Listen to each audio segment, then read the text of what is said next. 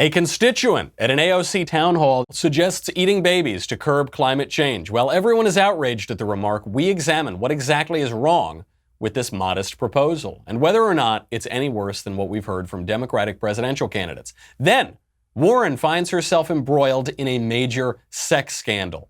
No, I am not talking about Jacob Wool's accusation that Warren bedded a 20-something Marine. I'm not talking about that. I am talking about Warren's latest lies about sex discrimination and how they fit in with a broader pattern of biographical dishonesty. Finally, we prepare for a Supreme Court case tomorrow that could determine the future of sex and gender identity in the United States. And on that point of sex and gender identity and all of the social issues, the New York Times finally runs openly honest, fictional op-eds. At least they're honest. All that and more. I'm Michael Knowles, and this is The Michael Knowles Show.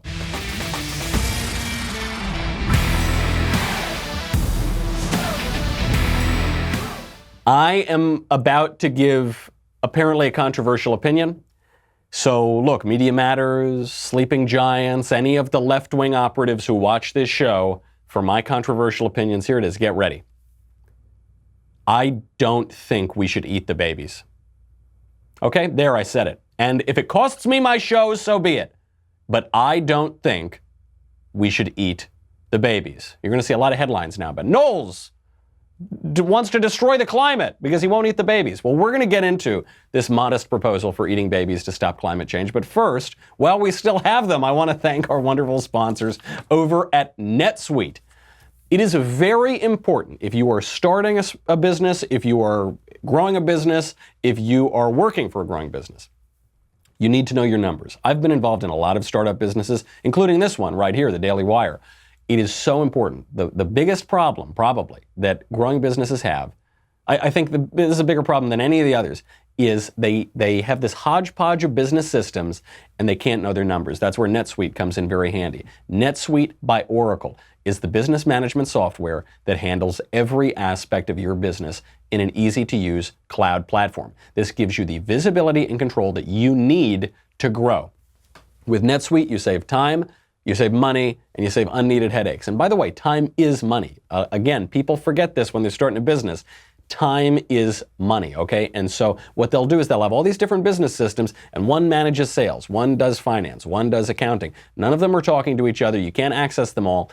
And you lose a lot of time and money. Don't make that mistake. NetSuite by Oracle, you can handle sales, finance, accounting, orders, HR instantly, right from your desktop or phone. That is why NetSuite is the world's #1 cloud business system. Right now, NetSuite is offering you valuable insights with a free guide. 7 key strategies to grow your profits. That is at netsuite.com/Knowles, Knowles. Do me a favor. If you've got some business aspirations, you're working for a growing business, you have a business yourself, do me a favor, go right now. Cost you nothing, netsuite.com/Knowles, Knowles. You will get your free guide, 7 key strategies to grow your profits, netsuite.com/Knowles. They want to eat the babies. They want to eat the babies. This was a constituent at an AOC town hall. They were talking about climate change, and she offered her modest proposal for how to really stop the impending climate crisis. We're not going to be here for much long because of the climate crisis. We only have a few months left. I love that you support the Green Deal, but it's not getting rid of fossil fuel. It's not going to solve the problem fast enough. A Swedish professor saying, we can eat dead people, but that's not fast enough. So I think your next campaign slogan has to be this: we got to start eating babies. We don't have enough time. There's too much CO2. All of you're a pollutant. Too much CO2. We have to start now, please. You are so great. I'm so happy that you're really supporting the Green Deal, but it's not enough. Even if we would bomb Russia, we still have too many people, too much pollution. So we have to get rid of the babies. That's a big problem. Just stopping having babies is not enough. We need to eat the babies. And this is very serious. Please give a response. Okay, so this is obviously a stunt. Some people are saying the woman is a little kooky. Some people are saying it's just a political stunt that opposes AOC. The answer is actually it's both of those things. This woman is a little kooky, and this is a stunt, and it is satire, and it's very, very good satire. The one report that is just a complete lie from the mainstream media, some people are saying that this woman is conservative, or they're insinuating that she's conservative. She's not. She's a member of a group called the LaRouche PAC. These are followers of Lyndon LaRouche. For those who don't remember, LaRouche is pretty out there. The LaRouche movement, though, is not a conservative movement. It grew out of the 1960s radical left. Some of the things that the LaRouche people want are they want to regulate Wall Street, and they want to change our system of exchange rates. So they oppose free-floating exchange rates, which began in the 1970s. They support massive federal infrastructure spending. One big issue for them is they want a Eurasian land bridge, so a land bridge connecting, a super duper highway from Europe all the way to Siberia. They support colonization of Mars. They support a different system of tuning for classical music. This is an important issue for the LaRouche PAC.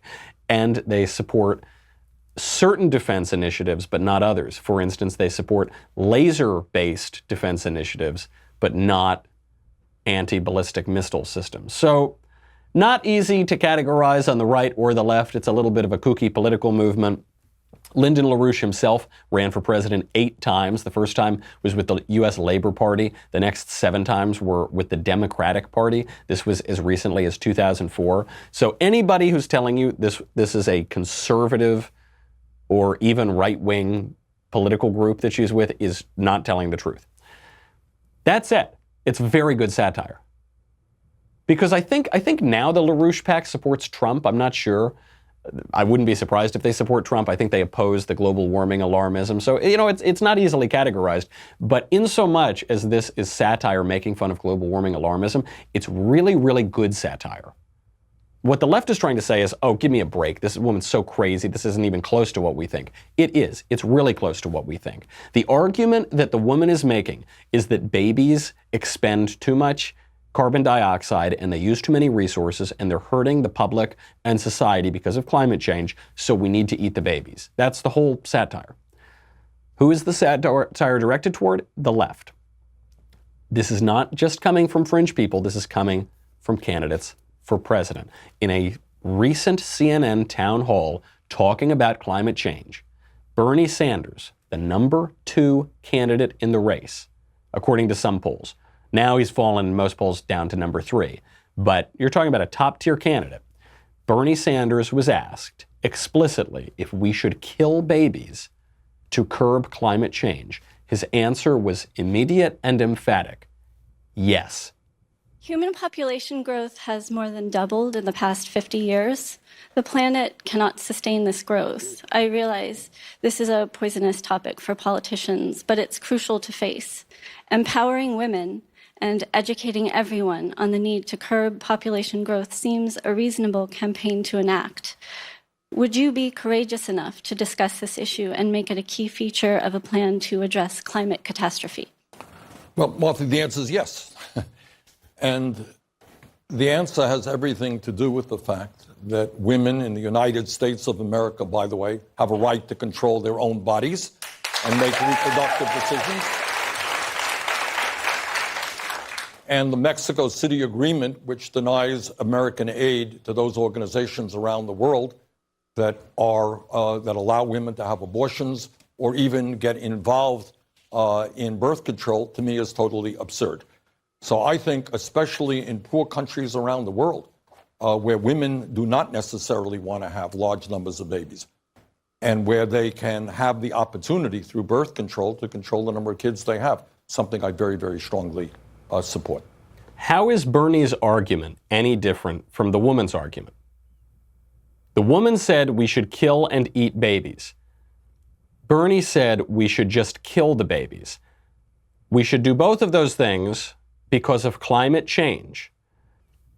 What this is based on is a satire by Jonathan Swift called A Modest Proposal. Specifically, it's called A Modest Proposal for Preventing the Children of Poor People from Being a Burden to Their Parents or Country, and for making them beneficial to the public. And this was a satire by the Irish writer Jonathan Swift, the idea being that you've got all these poor Irish babies and they're a burden to the public and they're taking up too many resources. So what we should do is feed them to rich people, and we should eat the babies. Bernie, now Bernie's not talking about eating babies, he's just talking about killing babies, but he does say specifically, we need to expand abortion in poor countries. He says, especially poor countries. We don't need to just kill the babies here in the United States to fight climate change.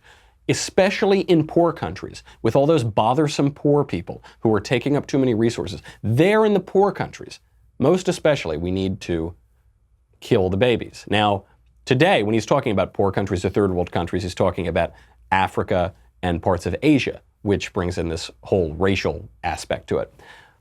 If he were writing in the 18th century, like Jonathan Swift, we'd be talking about the Irish babies.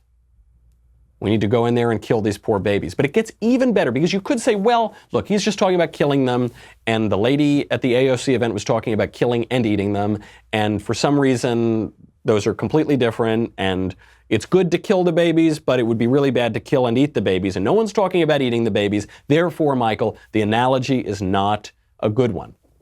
Except the left is talking about eating people too.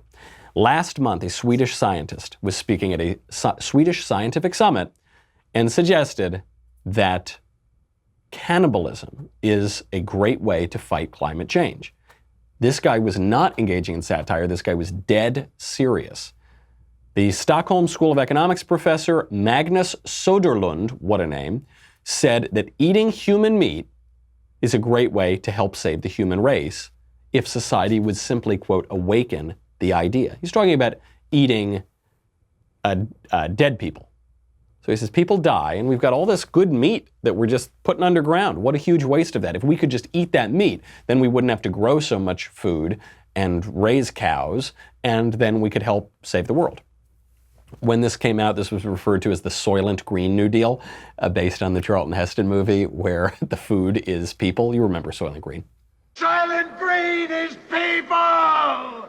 Soylent Green is people. So you have a scientist suggesting that cannibalism is a good way to fight climate change. You have a Democratic presidential candidate suggesting that killing babies is a good way to fight climate change. And then you have a political satirist at this AOC event suggesting that eating babies is a good way to fight climate change. That's not a big stretch. And she's not only channeling very fringe voices, she's channeling mainstream voices. Number 3, sometimes number 2, depending on what poll you're looking at in the Democratic presidential race. So if you say this is so ridiculous, let's say that you're in the center or you're on the left, and you say how ridiculous it is that this woman's talking about eating babies. Ask yourself what's ridiculous about it. It's already a mainstream proposal to kill babies to fight climate change. You have a scientist now talking at a big summit about eating people. By the way, if there's no moral order, if you don't believe in a transcendent moral order, you don't believe that we're made in the image of God, and you don't believe God exists, and you think we're all just kind of meat puppets and this is a material world, why is it wrong to eat dead people? By that logic, by the logic of materialism and atheism, I don't really see why it's that wrong. I mean, it's obviously wrong because there is a transcendent moral order, but if there weren't, why would it be wrong to eat dead people? That's what this scientist is saying. Now, take that logic to its logical conclusion. If you are willing to go so far into the realm of the absurd and the disgusting as to say that we should kill human babies to fight the weather, why is what this political satirist saying, why is that so outrageous? It is outrageous, but it is outrageous and wrong and crazy by the logic of the left. That's what we're getting into. And so when you look at the arguments they're making, those arguments are going to be expressed in certain candidates. And we've already looked at Bernie Sanders, one of the top tier candidates. He's explicitly making that argument. How are the candidates doing? We're looking not just at flawed arguments as we look at 2020. We're looking at very flawed candidates. So Bernie Sanders, the one who suggested we kill babies to fight the weather, is the biggest fundraiser in the Democratic field right now. He is by far the biggest. He raised in the third quarter $25.3 million. Next up was Liz Warren. She had $24.6 million. Way behind in third place is Joe Biden at $15.2 million. What did Trump raise? Trump raised $125 million. Now, Trump way outpaced Barack Obama in his reelection campaign in 2011 in the third quarter. Obama raised $70 million. Trump is not quite double that, but getting close to double that. Now, you might say, okay, all the Democratic candidates, sure, they've raised some money, and it's nowhere close to what Trump raised, but they haven't picked a nominee yet. Sure, but look at the total money. $25.3 million for Sanders, $24.6 million for Warren, let's call that an even $50 million combined, and then Joe Biden behind with $15.2 million. So you're looking at $65 million. That's combined for the top candidates, the only real candidates, I think, at this point who have a shot at getting the nomination. That's behind Barack Obama's reelection campaign, and it's way behind Trump. That is almost half, just a little over half of what Trump pulled in the third quarter. So not looking good for the arguments on the left or the candidates. The good news for the Democrats is that Bernie Sanders' health is okay right now. It looks like he's okay. Bad news is he had a heart attack last week. He didn't announce that he had a heart attack. His campaign didn't announce that he had a heart attack. The New York Times got the information from his doctors, and his campaign later confirmed it. This is clearly a vulnerability for the campaign. If it were not a vulnerability, the Sanders campaign would have come right out and said it, but they didn't. You don't want a presidential candidate who's having heart attacks on the campaign trail. I'm very glad that Bernie Sanders is okay. This is bad news for his campaign. You know, Dick Cheney had heart attacks. He even had heart attacks after he was elected to be the vice president. But he never had heart attacks just before an election. And he was the vice president. He wasn't the president of the United States. People are very wary of this. John McCain had excellent health. When he ran for president in 2008, he lived for what, another 10 years after that? And people said, I don't know, he's a little old and we don't like this Sarah Palin lady, so I can't vote for McCain. Bernie Sanders is 78 years old right now. He'll be 79 on Election Day 2020. He'll be 83 on Election Day 2024. That is a big vulnerability. So I think the public sees Bernie Sanders as too old. Same issue for Joe Biden. Joe Biden is floundering. His poll numbers have collapsed. He once had a 25-point lead over Bernie Sanders. He once had a 33-point lead over Elizabeth Warren. Now he's tied with Warren. He's all the way down, tied with Warren, according to the Real Clear Politics average. So this is looking at all the polls. Joe Biden has 26.3% to Liz Warren's 26%. That is a statistical tie. MSN is now reporting that major Joe Biden donors met in Philly this past weekend to discuss the future of the campaign. This is being reported in left-wing outlets. According to an Economist YouGov poll, Liz Warren is now not just tied with Biden, she's now up 4 points on Joe Biden, 26 to 24 to 14. Bernie Sanders way in the back. No wonder Joe Biden's funders are worried. I would be worried too, because his campaign right now is at very serious risk of looking like the Jeb campaign in 2016. Jeb, Biden, exclamation point. And Joe Biden is the most normal of these candidates. And Joe Biden is supporting radical proposals, taxpayer funding for abortion, that sort of stuff. So then you've got Bernie Sanders, he's too old and he thinks we should kill babies to appease the weather gods. You've got, and Bernie Sanders had a heart attack on the campaign, doesn't bode well for his 2020 chances.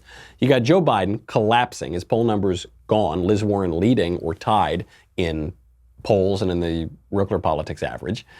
So it's got to be Warren, right? Not so fast. Liz Warren's facing another scandal, major scandal rocking her world, not the Jacob Wohl sex scandal. To catch you up if you missed that one, Jacob Wohl, who is a right-wing troll, came out and is suggesting that Liz Warren paid a young Marine in his 20s for sex. I got to tell you, I don't buy it.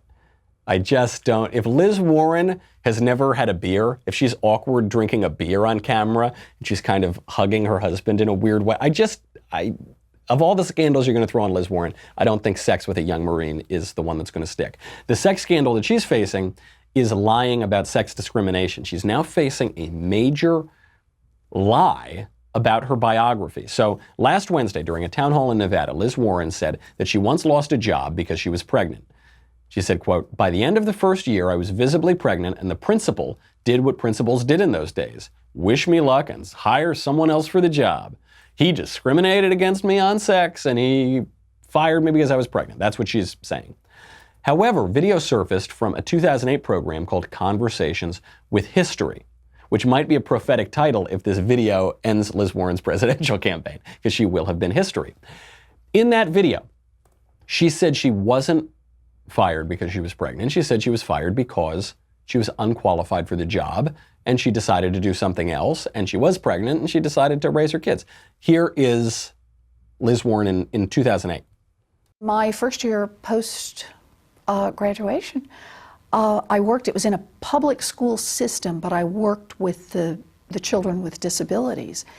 And I did that for a year. And then that summer, I actually didn't have the education courses, so I was on an emergency certificate, it was called. And I went back to graduate school and took a couple of courses in education and said, I don't think this is going to work out for me. And I was pregnant with my first baby. So I had a baby and stayed home for a couple of years. Okay, so that's it. She didn't have the courses. And then she went to try to get the qualification, and she thought, this isn't going to really work out for me. And then she had a baby, and she stayed home for a few years. That makes perfect sense. That's very different than the story she's telling now. This is a problem for her because she already famously lied about her resume. She lied about being a Native American Indian. She, the whitest woman who's ever walked the face of the earth. She lied in a very bad way for her as a leftist and as a Democrat because racial identity politics really matters to the left. And so she lied about that.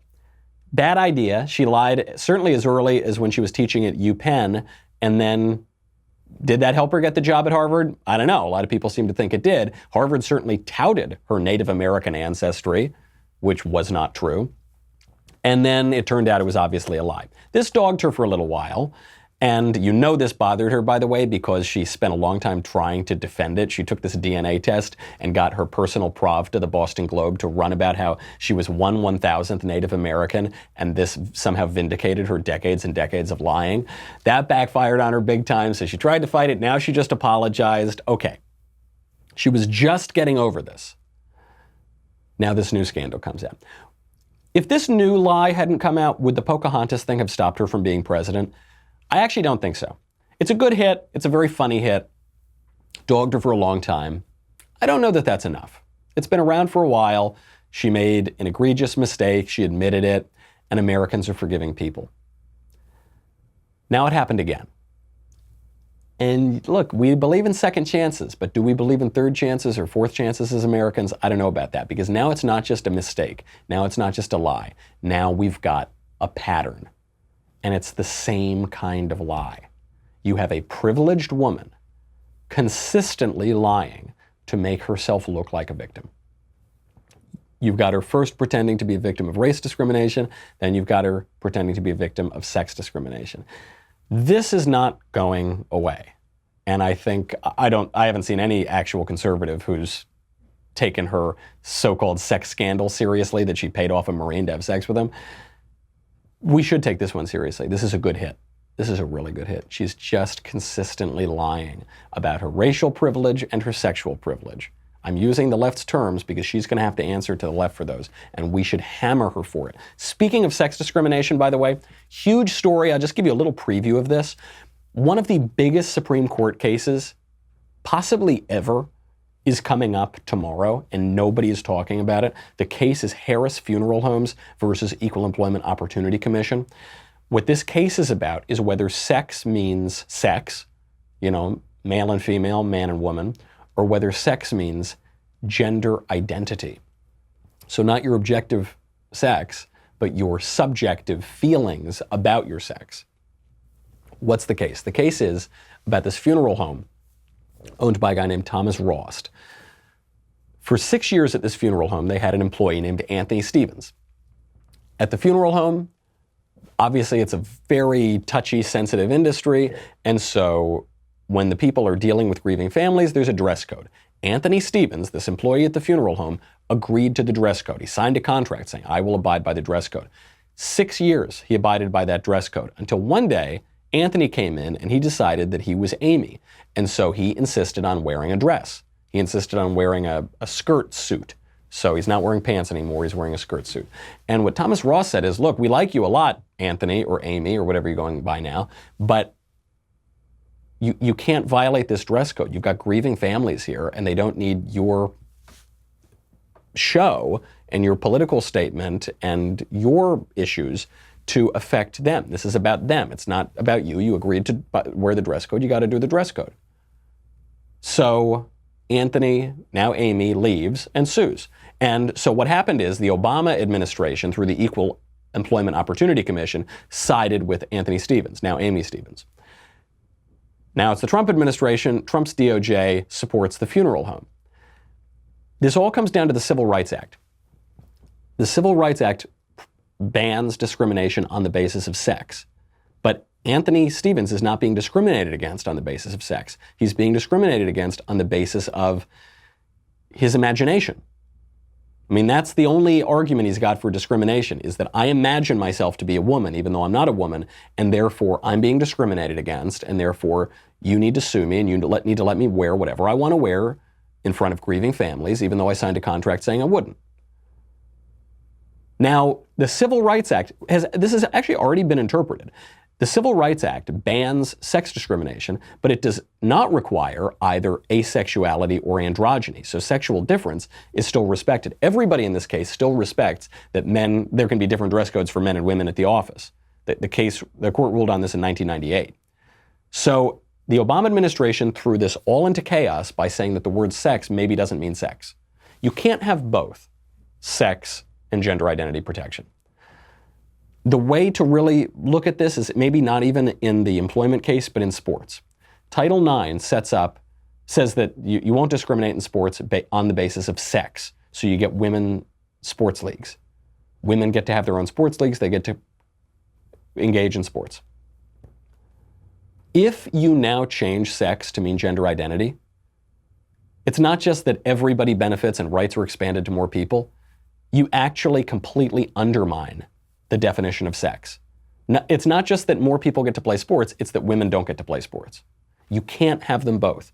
Sex is either objective reality or it's subjective preference and fantasy and imagination. You can't have both at the same time. Ryan Anderson has a great op-ed on this in the New York Post today.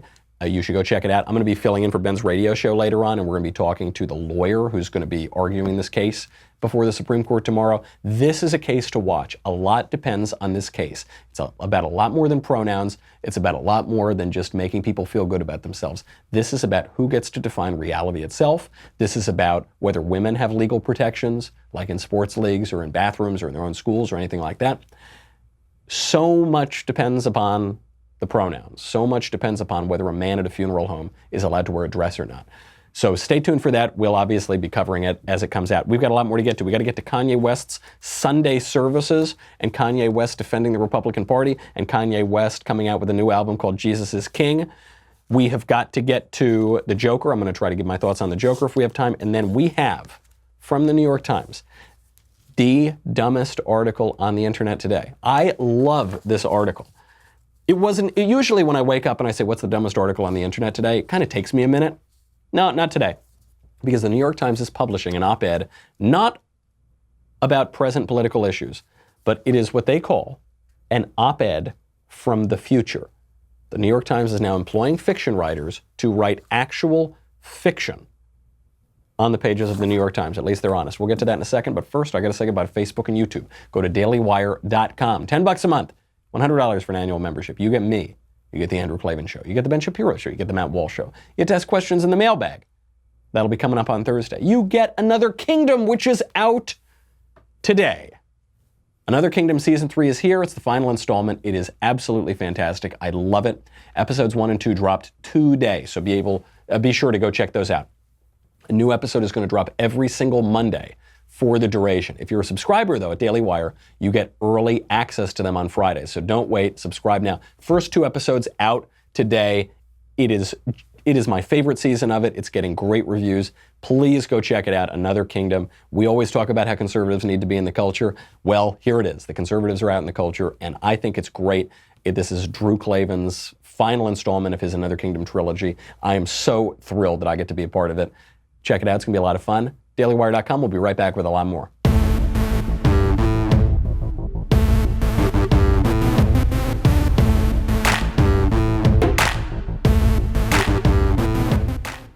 Okay, Pastor West is out with his new Sunday service and his new Christian album. I'm talking about Kanye, Priest Kanye, Father Kanye.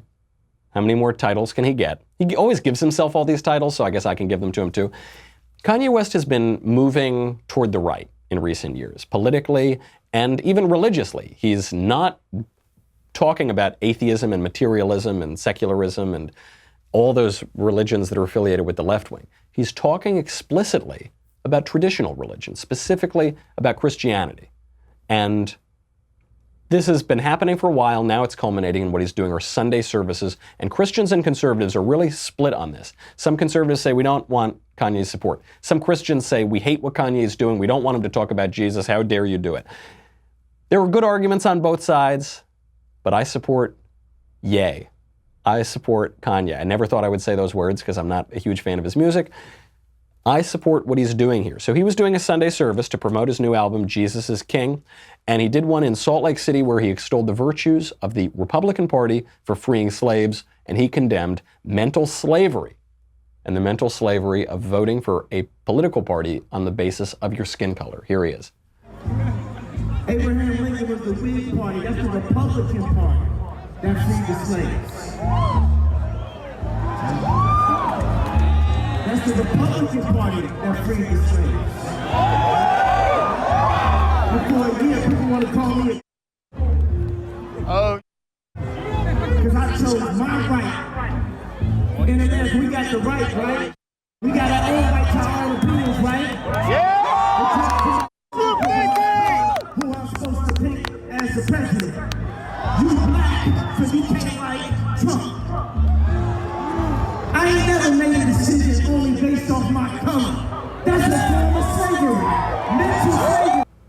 This is really terrific to see. It is. It is really terrific to see. There are a lot of reasons to be skeptical here.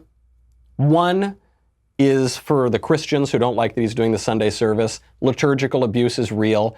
I would much rather we all do the 1962 traditional Latin Mass all the time. I wish people would come to that. But that's not exactly the option that we're being presented with in the culture. So that's real. Look, Kanye West has exhibited a lot of narcissism in his career. All celebrities do, and he's a big celebrity. And also, when politics becomes the center of what celebrities are talking about, it's very annoying. That's not what Kanye's doing here. That's not exactly what Kanye's doing. I mean, he comes out there and he says, he's got Jesus Walks playing in the background, which is one of only two Kanye West songs that I like. Jesus Walks, and he did one with Paul McCartney called Only One, which I kind of like too. I'm almost certain Paul McCartney wrote that song, so maybe that's why I like it. But he's got that song playing, which is pretty good, and he says, look, the Republican Party freed the slaves, and his point isn't that we all need to vote for Republicans. His point is, he says, you're going to call me a racial slur for saying that I like Donald Trump. I have my right to an opinion, and you don't get to tell me that. I'm going to have my opinion. He's standing firm on it. He came out a while ago and put the MAGA hat on and hugged Trump and said, I love Trump, and people really knocked him for it. And he stood tall and he says, look, I'm not going to be a mental slave. I'm not going to say what you force me to say. You, mainstream media, you, political correctness, I'm not going to do that. I've got my own opinions. I really like that. And I even sort of like the idea of the Sunday service. You know, yesterday I was in Phoenix, and I went to a fabulous Latin Mass in Phoenix, and it was really great. And then afterward, we went to have brunch with a friend of ours. And what it means is I went to church for Christians, and then I went to church for modern liberals, because brunch is church for modern liberals. Even friends of mine have put it that way. They say, of course brunch is church. That's my Sunday ritual. I go out and I have a mimosa, and my sacraments are a mimosa and an egg sandwich. That's true of a lot of people. I like brunch, and most of my friends probably are liberal atheists or liberal materialists or liberal religious but not, or spiritual but not religious. I mean, they're that kind of thing. That's what the millennial culture is. You got to meet people where they are. You've got to be all things to all people. And that's a little bit what Kanye's doing here, I think. The album is called Jesus is King. The album isn't called Kanye is King. The album isn't called Kanye is Jesus. He's talked a little bit that way in the past, but that doesn't seem to be the way he's talking now. And Kanye's not always talking about his political views. He's just saying that he has the right to have political views. And the other thing is, this is my big defense of Kanye, generally, Kanye West has a pretty good ear. I don't like his music that much, but I've always said he has a good ear. So the way I would often put it is that Kanye West is really good at listening to good music. He has a really good taste in music, and then he raps over it and ruins it. But which is not even a knock on Kanye, it's kind of a knock on hip-hop in general. But he's got a good ear for music. So Jesus Walks is a good example. The song in Jesus Walks is really good. Walk With Me is a really nice song. And then he does Jesus Walks and raps over it and makes it not as good a sounding song. He's got a good ear for the culture too. He can hear things in the culture that most people can't hear. That's why he's been on top for a very long time. He's not just following the crowd. He's kind of leading the crowd in the culture. And I think he's hearing that people want meaning. I think that's why he's doing these Sunday services, which is not the traditional Latin Mass that I go to on the weekends. But it's something. It's showing people want meaning. And instead of putting that meaning into a global warming rally, which we saw a week ago, he's putting that meaning into an explicitly religious rally, an explicitly Christian rally, and he calls the album Jesus is King. People want meaning. And if they can, as they're looking for meaning, and everybody's got to serve somebody, so they're going to find the meaning in global warming or they're going to find the meaning in Christianity. And if he's leading people in that direction, I think that's a great thing. If he can bring people around to Christ, I think that's a great thing. And if they can start at Sunday service and end up at church, I think that's a great thing. They're not going to start out at church. They're going to start out at brunch. And then the question is, where are they going to go after brunch? Are they going to go to a political rally for leftism or are they going to go to a Sunday service? And then once they go to the Sunday service and they get a little taste, I don't think they're going to be satisfied there. I hope they're going to want to start going to church, and they're going to want to start reading the Bible, and they're going to want to start experiencing the sacraments, and they're going to want to go to Mass, and they're going to want a transcendent religious experience. If Kanye can bring them there, that's a good thing. You know, the lyrics of Jesus Walks are pretty good. In Jesus Walks, I fear that I'm going to spawn 1,000 memes by reading this, but you know, it is what it is. Kanye says, "God, show me the way because the devil's trying to break me down. Jesus walks with me. The only thing that I pray is that my feet don't fail me now. I want Jesus. Jesus walks. And I don't think there is nothing I can do now to right my wrongs. Jesus walks with me. I want to talk to God, but I'm afraid because we ain't spoke in so long. I want Jesus." It's actually pretty complex lyrics because what he says is, speaking colloquially, he's saying, I don't think there's nothing I can do now to right my wrongs, meaning I don't think there's anything that I can do to right my wrongs. But what he's literally saying is the Christian message, which is, I don't think there is nothing I can do now to right my wrongs. You can have your wrongs righted by accepting grace. And this I want Jesus keeps coming through. Jesus walks with me. I want to talk to God, but I'm afraid because I haven't talked to him in so long. This is true of the guy who goes to Mass every day. This is true of the guy who's always in the confessional line. Like, I will stand in the confession line. And, you know, for those who are unaware with our Smells and Bells Catholic rituals, we have a sacrament called confession where you go and you confess your sins to a priest, and then the priest conveys the absolution of your sins and the forgiveness of your sins. And when I'm standing in that line, I could go every week. I could go more than once a week. You still feel this anxiety. You still feel this, gosh, I have to confess that. I feel I haven't talked to God. I've been separated from God. And Kanye conveys that. And if Kanye is bringing people around, I think it's great. And if Kanye is showing people you don't need to only have one political point of view, I think that's great. And the enthusiasm with which he does it and the sort of almost innocence with which he does it, I think is absolutely terrific. I give him a lot of credit. If he lacks in some of the virtues, you can't say that he's not courageous. And courage is a virtue, and courage is the prerequisite for all the other virtues. So I give him credit. I tip my MAGA hat to him. Before we go, I'm not going to give a long review of Joker because I don't want to give spoilers, but I really liked it. I don't think it's the greatest movie ever made. I probably won't ever see it again, but I really liked the movie, and you should go see it. The fact that critics are giving it 69% on Rotten Tomatoes and the people are giving it 90% tells you a lot. The movie is very insightful. It's not easily categorized. It shows you all perspectives. I think the movie is pretty anti-left. I think that it's a political movie. I mean, it's about a political movement. It's about an election campaign. So I'm not just reading politics into a movie where there are none. And the villain is a leftist. And the villains are leftists. Now, one problem here is that the villain is sort of the protagonist. The Joker is a villain, but he's the protagonist of the film, kind of. He's still the villain, though. If you look at this film with moral clarity, it's very anti-leftist. I mean, the people who are the clowns who support the Joker are holding up resist signs. The guy who's running for office is a billionaire. He's obviously a Trump figure. And it exposes our mental health hypocrisy. You know, the same people who say we need to destigmatize mental health, we need to talk about mental health, they're the least likely to do it, and the minute you do it, they bite your head off. And it also gives us a good eye into free will. It doesn't just say, oh no, these poor people are destined to misery their whole lives if you have mental health issues, or if you're poor, or if you're born in a tough family circumstance, you're just destined to have a tough life.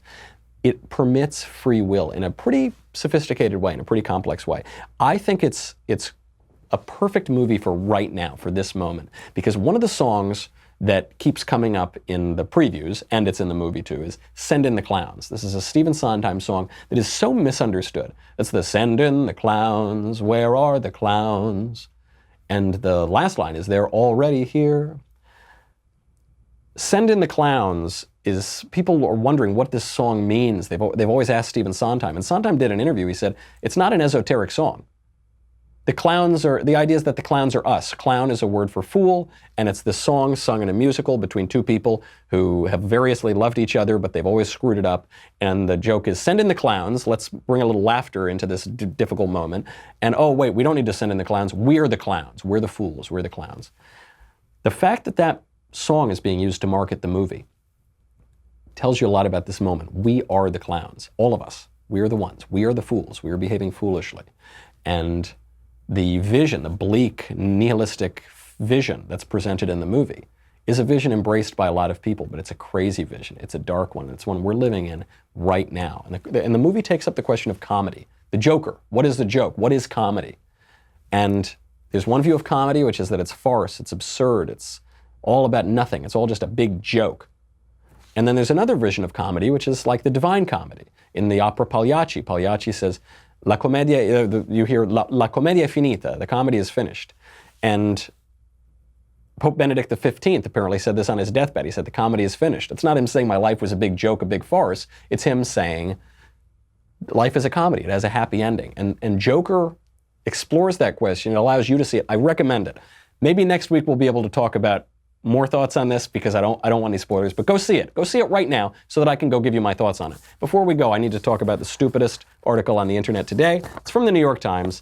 It's called, It's 2024, We Need to Keep Abortion Legal in New York. Thanks to a landmark ruling that overturned Roe versus Wade, abortion is now illegal everywhere except New York and Hawaii, but a new bill threatens the legal status of abortions. So you'll notice right away it's not 2024. The editor has a note. This is part of the op-eds from the Future series, in which science fiction authors, futurists, philosophers, and scientists write op-eds that they imagine we might read 10, 50, or even 200 years from now. So the Times is admitting that they are now a work of fiction. We already knew that, but now they're admitting it.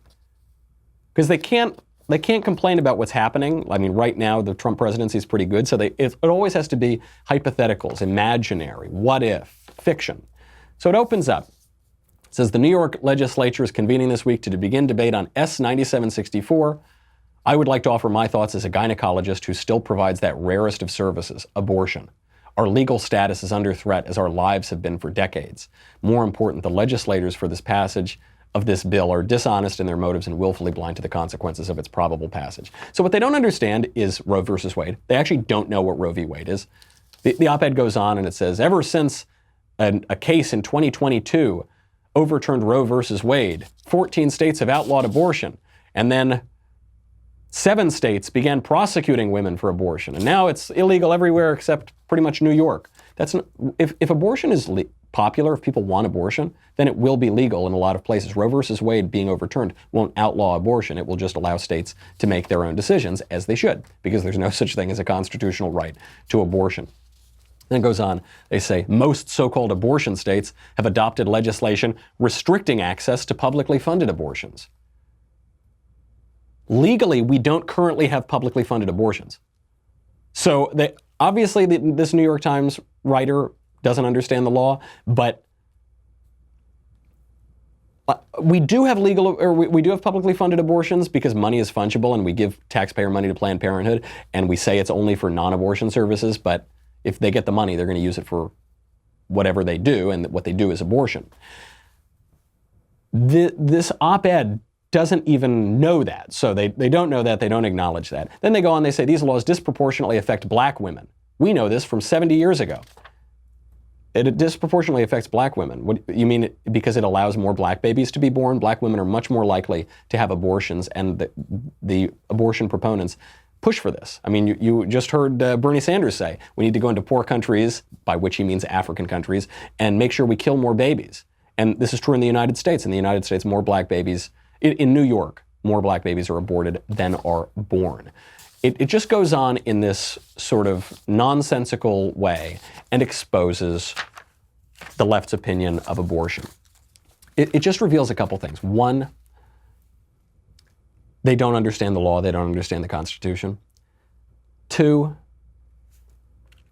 abortion is a sacrament to the left. It does come down to abortion. The the Kavanaugh stuff came down to abortion. So much of their political activism comes down to the right to kill babies. That's what they fear more than anything. That's what they're writing in the New York Times. It is wicked. It's illogical, and you can see the illogic of it in the op-ed, but it brings us right back to our first story, which is that girl at the AOC town hall screaming about how we need to eat babies. Everyone said it was so crazy, it was so ridiculous. It's not. It's satire, and satire tells you the truth. And we're seeing that truth, which is fiction, on the cover of the New York Times, the leftist paper par excellence. The truth, it seems, is stranger than fiction, and we're getting a lot of truth out of that fiction from the left, and the truth is pretty appalling. That's our show. I'm Michael Knowles. This is The Michael Knowles Show. I'm going to be filling in for Ben's radio show today, so you can listen there. Otherwise, I'll see you tomorrow.